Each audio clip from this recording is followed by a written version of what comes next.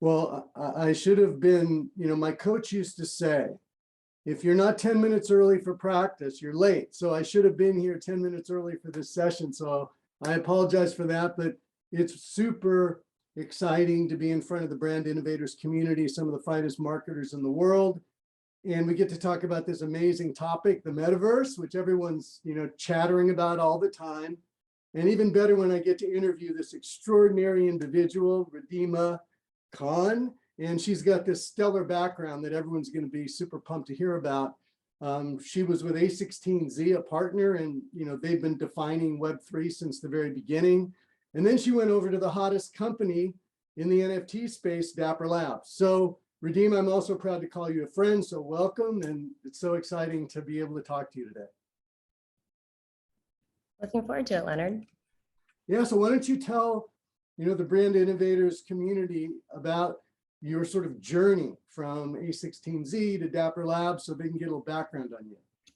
Yeah, absolutely. So we covered that a little bit, but essentially I got the chance to work with the Dapper Labs team during my time at Andreessen Horowitz, and as one of the verticals I was covering is sports, so got to work very closely with the NBA in terms of getting them comfortable with blockchain technology, and then working with Dapper Labs as they were going through building that product. And I joined in May to work through the NFL product, and now spending a lot of time on Flow, our blockchain, which I can go into in just a minute. Wow, that's really exciting. And tell people about Dapper and the evolution of Dapper and where it started and how it got into Top Shots, which sort of got a lot of people familiar for the first time with NFTs. Yeah, absolutely. So we consider ourselves, Dapper Labs, the first blockchain entertainment company. And really our mission is to bring benefits of blockchain to everyone and make it really simple and easy to understand while having the benefits of the technology, like true ownership and provenance and decentralization. And so the first step in the journey for Dapper Labs was building Cryptokitties, which is one of the earliest and most successful projects to date. So with Cryptokitties, you could purchase and breed digital cats. Some sold at Sotheby's for over $200,000 actually. And, we really thought that the way to get people comfortable with this technology was to take things that we all understand and can comprehend, and then apply the technology to those. So one thing is cats. Anywhere in the world, you show a picture of a cat, people understand what it is. People can understand breeding and they can understand basketball. So these are the types of products and projects that we were really keen on building. While we were building NBA Top Shot, we realized there was kind of a gap between where the promise of the technology was and then where it needed to get to. So we actually built our own blockchain called Flow as a more efficient and sustainable alternative to Ethereum, which we had initially used for Cryptokitties, or built Cryptokitties on. And Flow was really built specifically for consumer applications. It's one of the most environmentally friendly chains.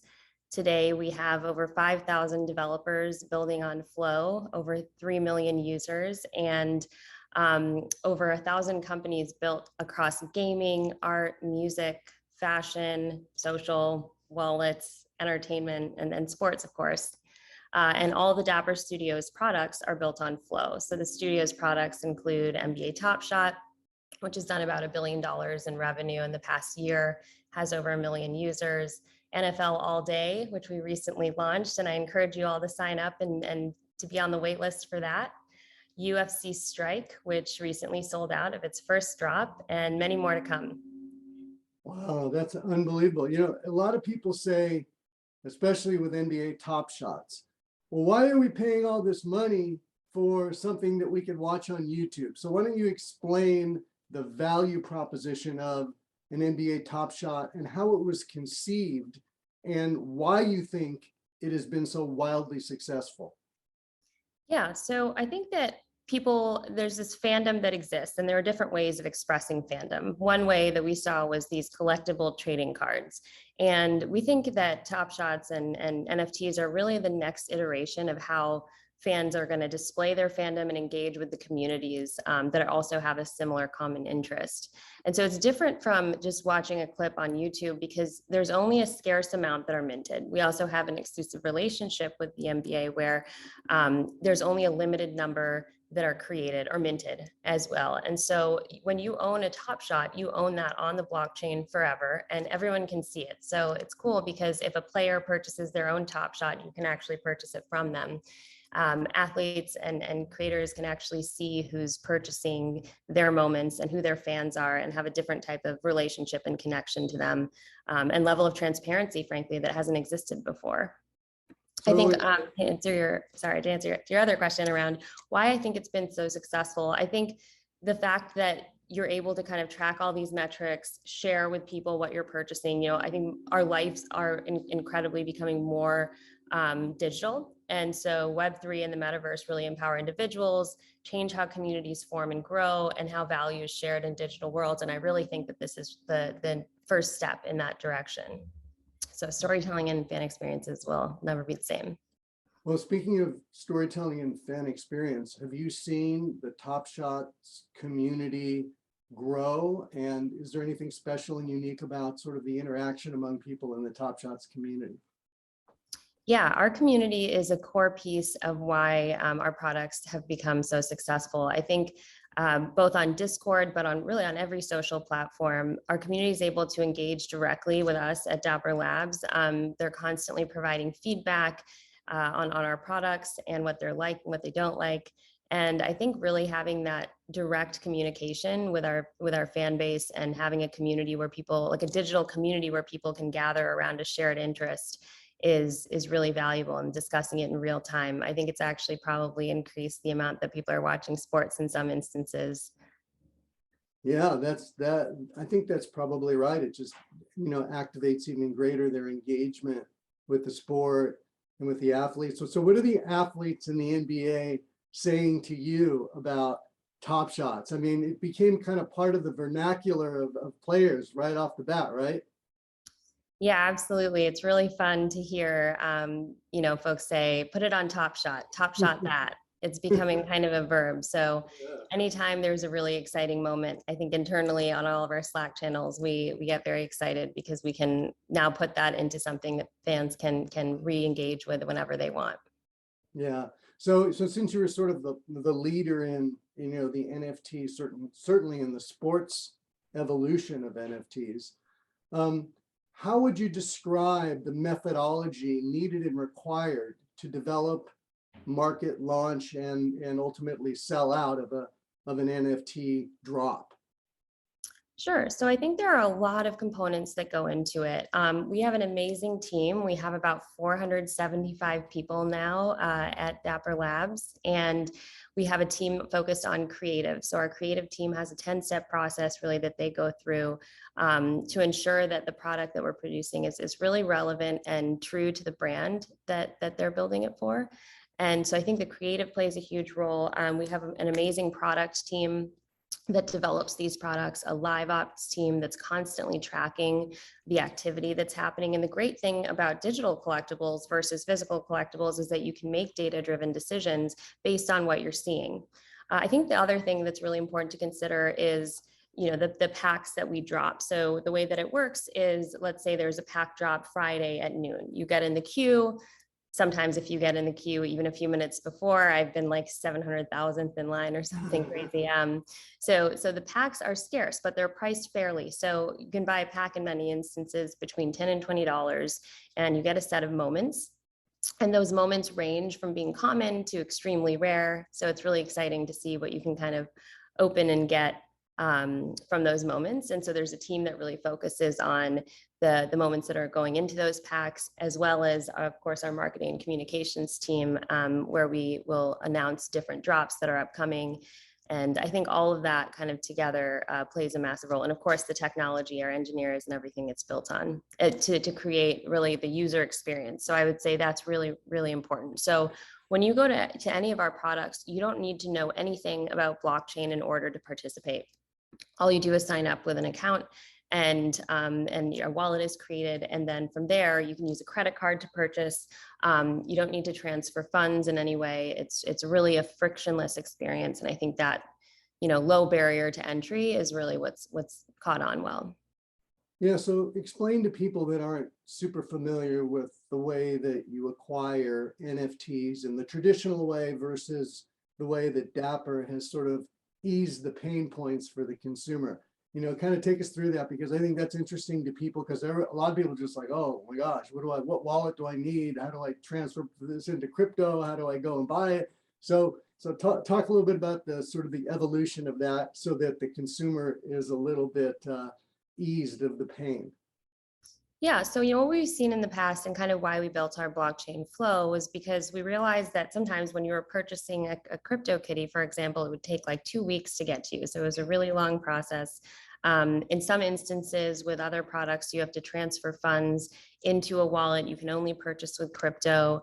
And it's not a very seamless experience. It's more like a 10-step process. And I think we'll see that change. I think companies in the industry, Web3 companies, are really making an effort to make it a more seamless experience. But that was kind of the core of what we wanted to do at the outset, because as I mentioned, our goal is to get billions of people on the blockchain. And I think the closer we can get to making it easy for consumers, the easier that'll be for us. So do you work with Coinbase at all in the way that they're evolving to make the consumer experience easier from a purchase perspective? We work with, because we've been in the industry for so long, we work and speak to pretty much every player in the industry. We're all kind of working towards the same goal. And so it's great to be able to share best practices and ideas. So yeah, we work with kind of everybody. Yeah, so what you mentioned, you talked about creative, you talked about, the different departments that you have at Dapper to kind of bring things to life. I just wanted to talk a little bit about community, and sort of, you hear that word a lot when people talk about Web3. So how do you think about community when you get ready to drop an NFT series or collection? Yeah, I think we listen to our community a lot. We make sure that we're communicating really effectively about when things are happening and exactly what they need to do and at what time in order to participate. I think you'll see there's a lot of like sub communities that have formed around whether it's teams or players, and seeing that and the anticipation that comes with that is really exciting. But the community is really at the core piece of what I think is driving a lot of the success that we're seeing across NFT projects and in the metaverse as well. I think that's going to be a really core component. So one of the things that I've seen happening in the NFT space and Web3 is sort of a slight evolution from simple collectability to collectability plus some major form of utility.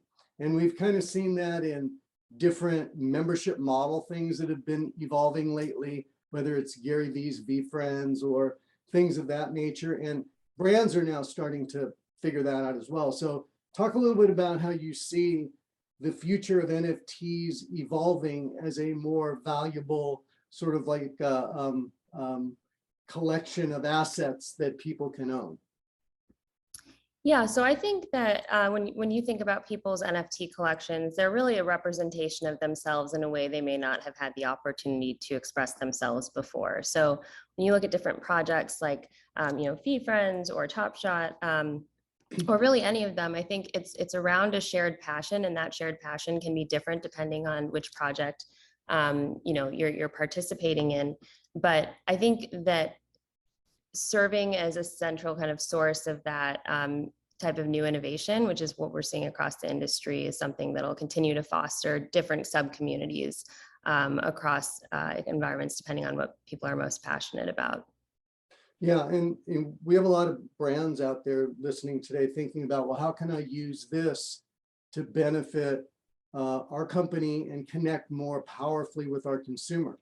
So what I was kind of getting at is there's the collectability aspect of it, if it's art or something of that nature. And then there may be something else that could combine with that collectability element, what I call a utility, whether it's an experience or a product or something of that nature.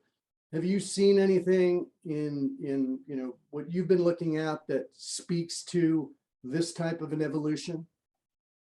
Yeah, I think it's interesting because for brands to be really successful in this space, I think it's important that they stay very true to what's important to their consumers. Brands know their consumers best and their fan base best. And so thinking about, depending on the brand, what's most exciting to them is what I think will drive a lot of value. And so I think Chipotle actually did a great job with their burrito campaign. And you've seen a lot of projects come out where people are just kind of taking, on the alternative side, people are just taking photos and then kind of posting them and considering those to be the true value. And I don't necessarily think that's the case. I think it depends on exactly what that brand is hoping to achieve. So what I've heard from a lot of brands is we want to build more community amongst our fan bases. So I'm starting to hear brands focus on loyalty as sort of like loyalty programs or alternatives to loyalty programs as a way to bring their community together and then reward their biggest fans. And whether that's through airdrops or access to certain gated events, or even things like receiving some sort of a physical object as well. I think all those are great, but we continue to maintain that the digital asset itself is really the primary utility. Yeah, I mean, I think probably for a company like Top Shots, that's probably the core and center of, you really come from the world of collectability, and that makes complete sense. On the brand side, it's really interesting because what got me the most excited about the space was that, I could see, over time, digital assets have become more and more valuable to people. And as they become more immersive, I think they'll become even more valuable going forward. But the interesting thing was the connection between the digital and the physical and the experiential world. And I think that's where brands can really have a heyday, because to your point, I think it is the loyalty program of the future. And to your point, I think certain experiences have great value to people in real life, and also products still have great value. So, I mean, I love the scenario where you're buying something digital and that allows you to get something physical, and that sort of like virtuous circle is really super exciting. I just wondered kind of if you felt the same way or if you had a differing point of view. Yeah, no, I absolutely do. And, actually, I was just at Art Basel last month. And what was interesting that I saw, and it's not necessarily tied to an NFT, but rather a DAO. So Friends with Benefits is one of the earliest and most well-known DAOs. And it was started by Trevor Fedries, whose company Bread we recently acquired. And it was really interesting because they have these real life events for members of the DAO. So a lot of these folks had never met in person, but were part of this community and played different roles within this community. And I think seeing that real life community come together in a real way, in a physical format, after having this shared digital interest is really exciting. And I think brands have a great opportunity to do that as well. Yeah, I know. And one of the other things that seems to be growing in importance all the time, and you sort of, I think, alluded to it or mentioned it earlier, is the value of storytelling. A lot of people now are hearing, oh, Bored Ape Yacht Club, oh my gosh, look what happened there. Maybe you can talk a little bit about how something like that comes to life through storytelling, and all of a sudden, there's tremendous value in, that community. Yeah, so, with Bored Ape Yacht Club and any of these sort of PFP profile picture projects where there's a capped amount of NFTs, the 10,000, for example, it's really interesting to see how people will take those and then take those as a representation of themselves, and then meet up in real life and have dinners that are kind of to discuss what they own. You'll see people own several of the same one, and then you'll actually see modifications onto those as well. So there's now like the Mutant Ape Yacht Club. And I think we'll continue to see different things happen. Club, and then they've got the dogs coming out of it. Yeah, exactly. And I think as you see kind of what's happened with Cryptokitties as an example, people were making like Cryptokitties shirts and selling them and creating other products based off of what they purchased with Cryptokitties. So I think we'll see more of that, more of what people are doing with their apes and other PFP projects. Seeing Twitter's announcement recently around enabling verified profile pictures, NFTs, I think, is one step that we're seeing in that direction. So let's talk about the philosophy, the type of community that Web3 is building, and what sort of like new types of philosophies are evolving from there.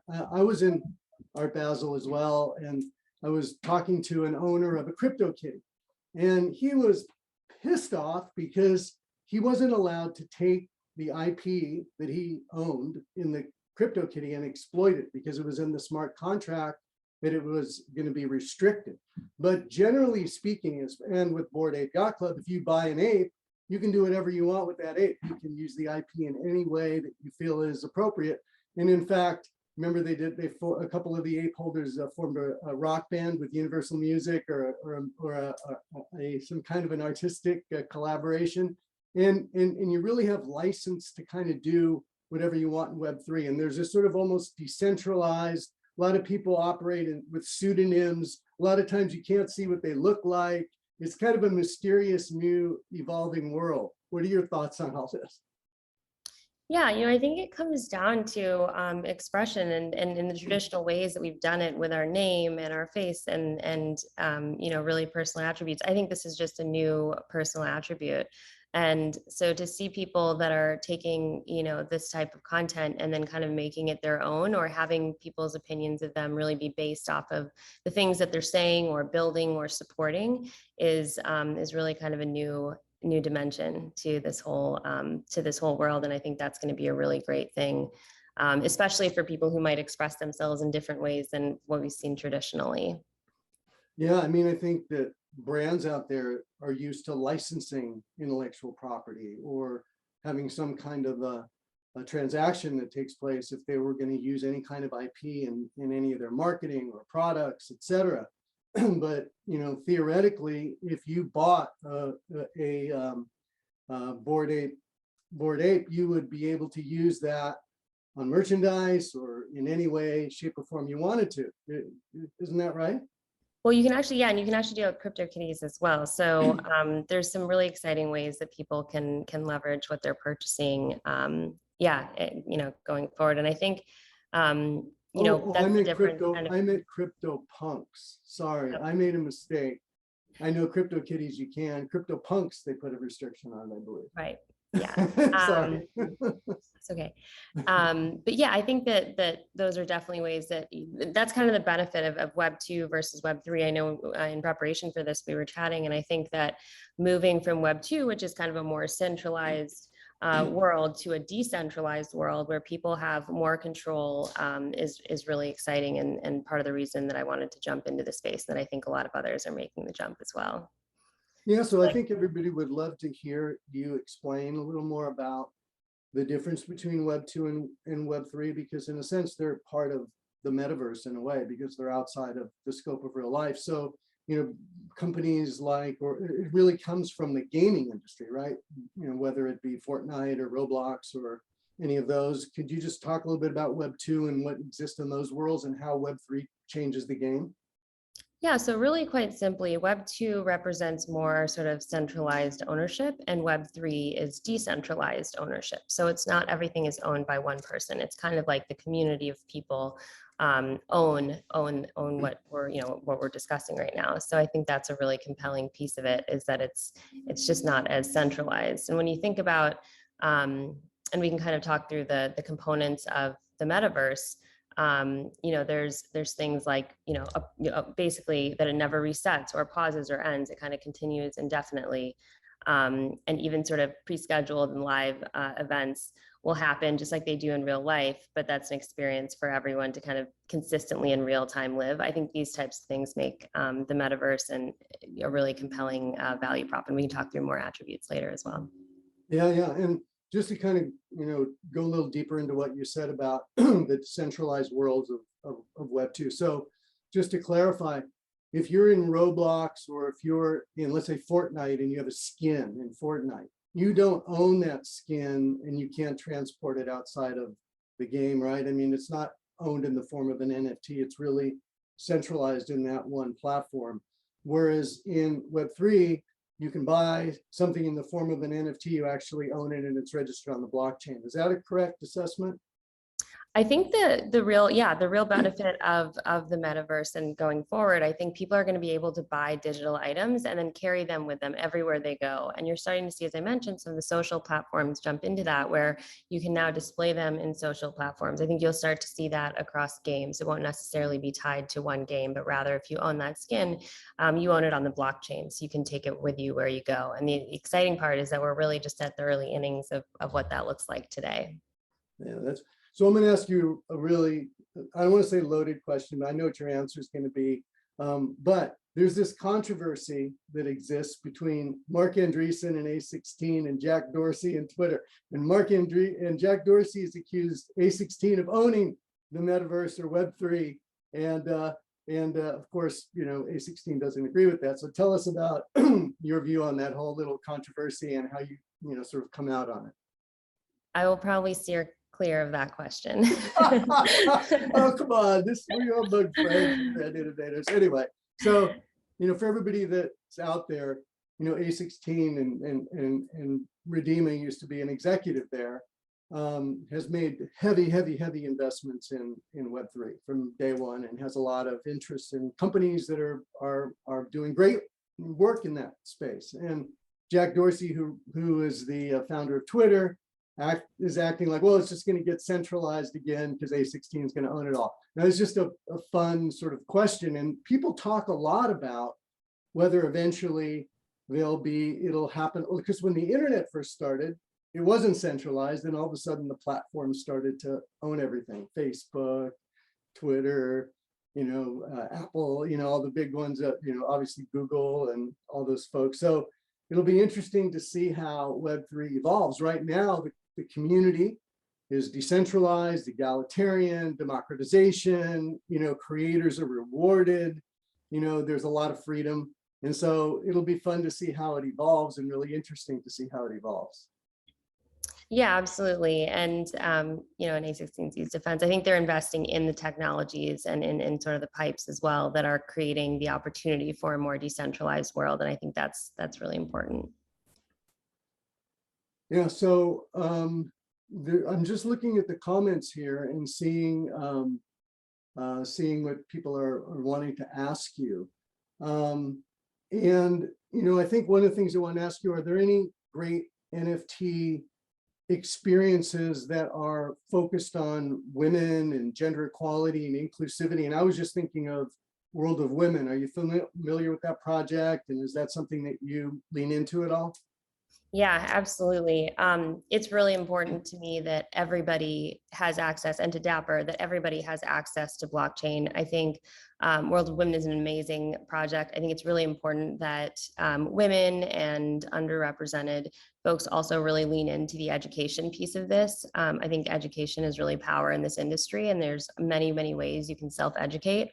As a call to action, if there are folks that are on this Zoom call, the great thing about blockchain is that it's going to touch absolutely every single industry, and the perspectives that you can bring, regardless of where you're from or what your background is, don't really matter. It's actually a beautiful thing to see many people enter the Web3 space from various backgrounds and see how much value can be added. So if we're truly building this decentralized world, we need everybody to participate. So to the extent that anyone that's listening to this is interested in the blockchain space and wants to enter it, I'm happy to chat and support folks that want to enter.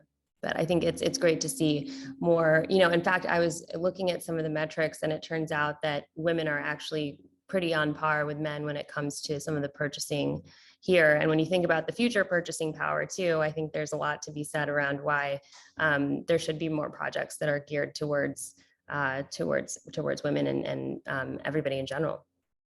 Yeah, so you're seeing the trend of inclusivity in Web3, and you think that is going to be a continued movement that gains more and more momentum. Is that right?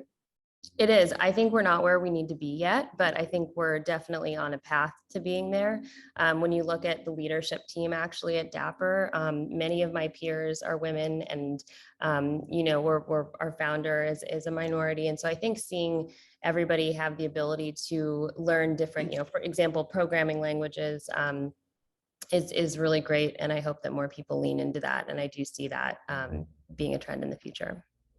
Yeah, and sort of getting back to how brands can really benefit from the knowledge and wisdom that you have. I know a lot of brands are thinking, okay, how do I play in this new world in the most effective way? One of the things we've seen is Nike doing some really interesting things in the Web3 world.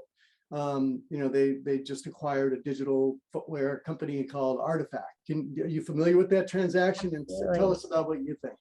Yeah, so Artifact is an amazing company. I had a chance to work with them when I was at Andreessen Horowitz, and I think that they have done a great job really reaching these, working with artists and creators and doing collaborations. They work with Ferocious, they've worked with Jeff Staple, they've worked with creators and then been really true to that creator's brand and given, they've done actually a great job also tying in physical objects. So in certain instances, you'll be able to receive a physical object. I think it was a really smart acquisition on Nike's part. And I think that the digital fashion space, which Artifact really did a great job of kicking off in many ways, is going to continue to be really, it's going to continue to grow. And one example of that on Flow is the Genies project. So Genies is creating a digital fashion marketplace where folks will be able to create their own avatar and then purchase clothing from brands that they know and creators that they are aware of. So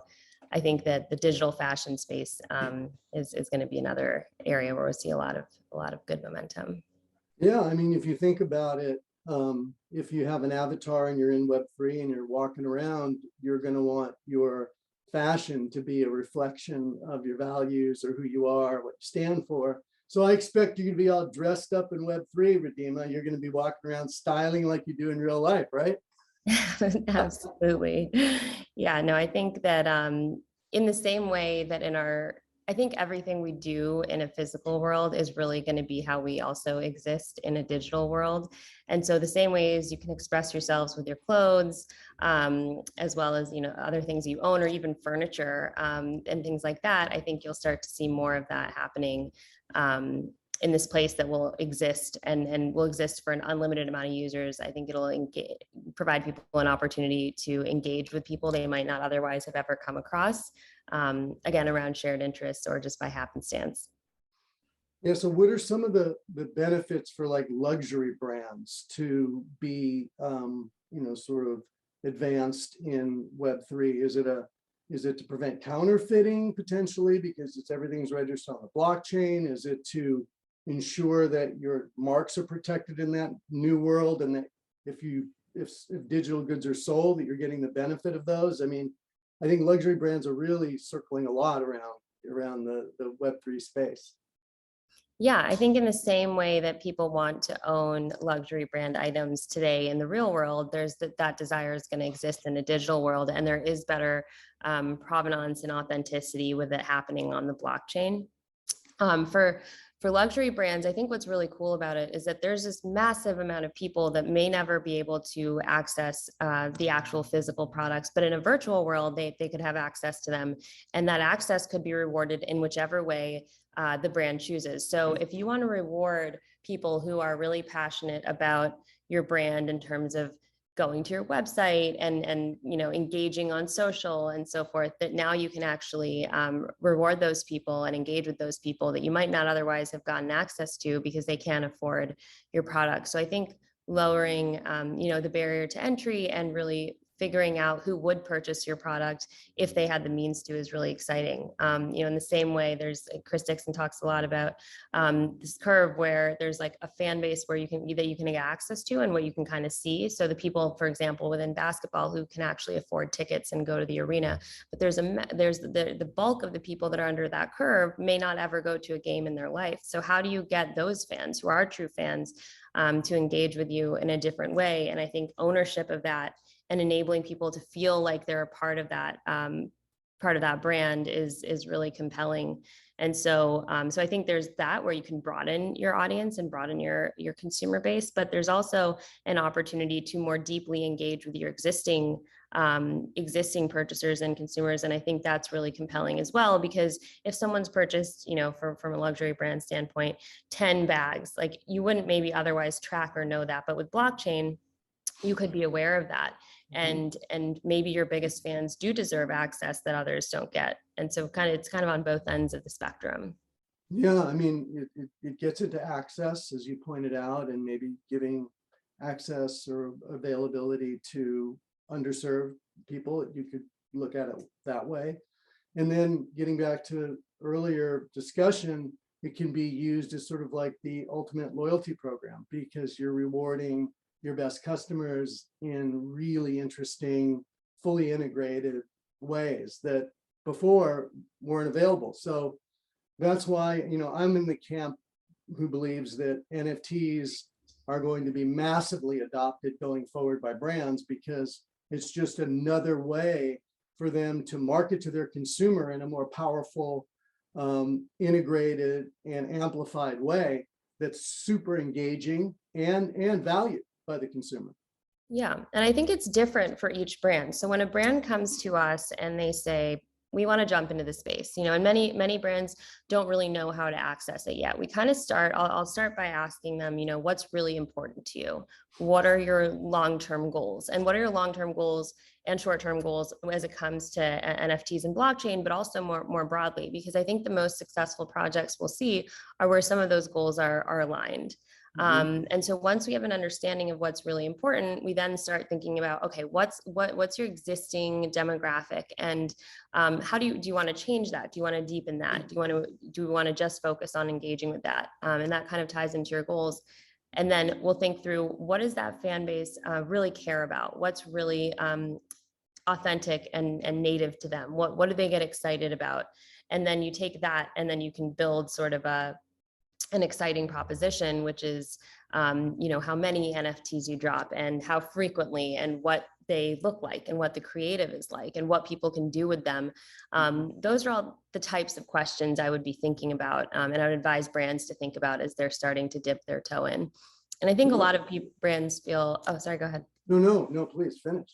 I was gonna say I think a lot of brands are thinking about, should we hire a metaverse? Like some brands might be thinking about, should we hire a metaverse team? How do we do this? And I think it's really fair to start in a way that's more experimental. And if it's true to your brand and true to your audience, then I think that those types of projects actually teach you a lot about what your, longer term and bigger strategy should be as well. So we kind of scale across the spectrum when it comes to the types of things that we'll do with different brands, depending on what's most important to them.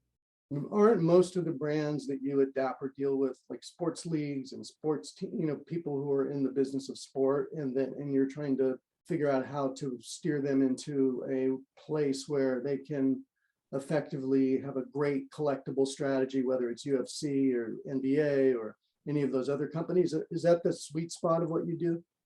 So it's interesting. I think those are the products that people know the most about right now. But so within Dapper Studios, that's where we build a lot of the sports properties. But Barbie, for example, recently did a drop on Flow. CNN has done drops on Flow, and so we really scale the gamut. So when you think about Dapper Studios, those are kind of the projects that we've built in-house. And then because we have so many developers and amazing companies building on Flow, we work across the spectrum. So we work with art galleries, music companies, creators individually. So I'm very excited about the opportunities for creators directly. So you'll see a lot more of that coming from us. So we really scale across the spectrum.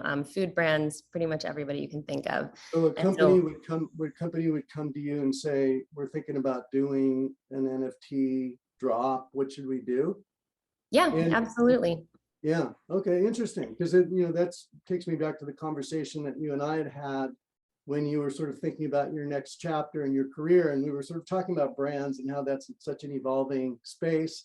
I don't know if you remember that conversation, but that was a really fun conversation to have, and it's happening in a really interesting big way. And from my standpoint, I've always really been interested in, the reason I'm so excited about this new metaverse space, Web3, NFTs and how they work. It's all about, to me, marketing. And I've always been sort of a marketer from day one. You know, when I first started working with Shaquille O'Neal, and we set out to kind of transform the way athletes were marketed by owning your own IP.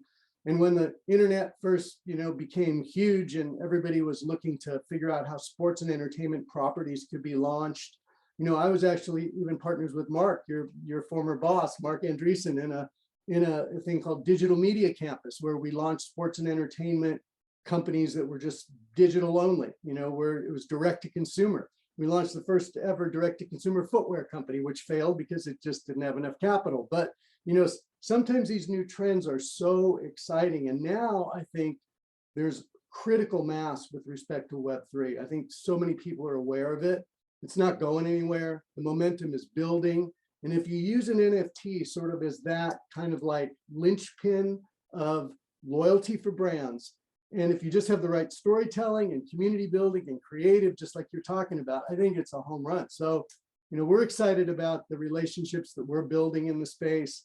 I mean, what you're doing is pretty amazing. And, you know, what do you see the future of Dapper? Like, where is it headed into the future? Like, what do you see as its like evolution? Yeah, so you know, we really think long term in terms of where the space is headed. So I think you'll continue to see us opt into what we think are going to be the next waves of Web3. So DAOs, for example, you know, acquiring Bread was really exciting because we think that DAOs are going to be a very compelling part of the future of Web3 and communities. And so our goal is to be able to create or, you know, enable brands and creators to build DAOs on Flow in the same kind of frictionless way that you've seen, you know, a Top Shot operate. So I think continuing to kind of be at the cutting edge of what's next in Web3 is really important. I think you'll see, with our goal of getting billions of people on the blockchain, I think you'll see us continue to branch out into new ways of reaching audiences and engaging fans, whether that's across sectors or verticals. We'll continue. We currently have 3 of the top 10 sports leagues participating on the Flow blockchain, and I think you'll see more sports continue to come to Flow and work with us. So kind of doing a lot of what we're doing right now and doing more of it, and then also branching out into some areas that we're really excited about internally. Now with a team of, you know, like I mentioned, 475 people, which is going to continue to scale. I think there will be a lot more exciting things that we do that might be a little unexpected as of now. Well, so Ridhima, you kind of hinted at DAOs, and I'm sure there's a lot of folks out there who are like, well, what is a DAO and how does it work? Could you just give a little color on that, explain that a little bit so that people understand, you know, what you're talking about? Yeah, so a DAO stands for Decentralized Autonomous Organization, and it's essentially a way for a community to gather and you can participate. In fact, I would encourage you all to go look at some DAOs that exist, because there are some that are coming around sustainability. There are others that are focused on fashion. So it's kind of a way for digital communities to gather online with a shared interest and engage with both one another, but also make purchases like what you saw with Constitution DAO and others. Also try to make purchases as well, but there's no central authority. It's fully autonomous and transparent. There's smart contracts that lay the foundational rules and execute upon decisions. And so there's proposals, there's voting, and then the code itself actually can be, you know, publicly audited. So it's really transparent and available for everyone to see. I think we're still really early days in that industry, but I'm excited to see where it goes. Well, Sydney, are you coming back on to give us the hook? Is that why I see your smiling face? Eventually the hook, but you could definitely finish up closing statements, all of that, just a little push in the right direction.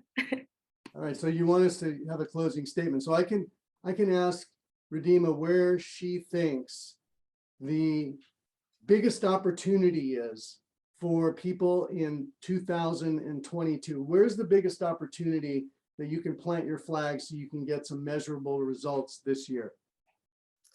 I think the biggest opportunity is actually just jumping in. So whether that means, to be honest, I think whether that means joining a DAO or you know, figuring out doing an NFT drop, I think jumping in an educated way, as I mentioned before, that's authentic to your brand is really the biggest opportunity, and staying educated. I know the folks that were on just before me were talking about following the most influential folks in Web3. And we're happy to support people jumping in as well. So feel free to reach out to me anytime. It's Ridhima@dapperlabs.com. And we're happy to go through any questions you have and continue to educate. Yeah, and I just want to say thank you so much, Radima, for allowing me to have a nice conversation with you today. And I concur wholeheartedly that, while Web3 seems a little daunting, if you just kind of jump in and don't be afraid to be bad for a while and not feel like you're an expert, and just keep learning and have that mentality and openness, you'll find great satisfaction in it. So thank you so much. And thank you, Sydney, for having us.